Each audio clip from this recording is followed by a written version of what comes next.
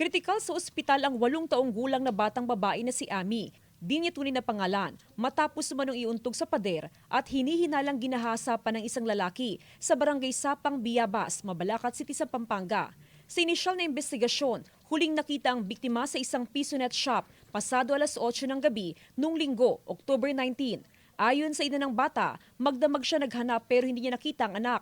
Kinabukasan ng Lunes, nagtungo siya sa barangay hall para humingi na ng tulong. Nang suriin ang CCTV ng pisonet shop, kita ang lalaking lumapit sa bata at tinapik ito sa balikat bago sila sabay na umalis. Ang bata na nandun po sa Pesonet kasi po doon allegedly, ang sabi ng nanay, doon daw po nagtatrabaho yung kanyang ate at siya po yung nagsasara ng Pesonet. So nandun din po yung bata. Ikot-ikot lang doon sa Pesonet, sa labas ng Pesonet. No, inoperan kasi yung bata ng 20 pesos.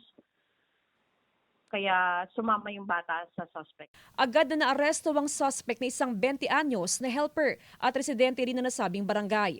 Ayon sa otoridad, inamin ng suspect na dinala niya ang bata sa bahagi ng expressway. Nang puntahan ng lugar, nakita ang batang babae na mahina at may mga pasa at sugat sa katawan. Wala na pong saplo. At talagang ano po siya, critical ma'am.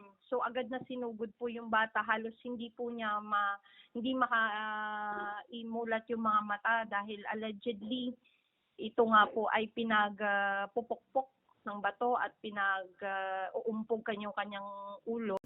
Patuloy na inoobserbahan sa ospital ang bata. Sasampahan naman ng kasong statutory rape with first-degree murder ang suspect. Wala pa siyang pahayag maging ang kaanak ng biktima.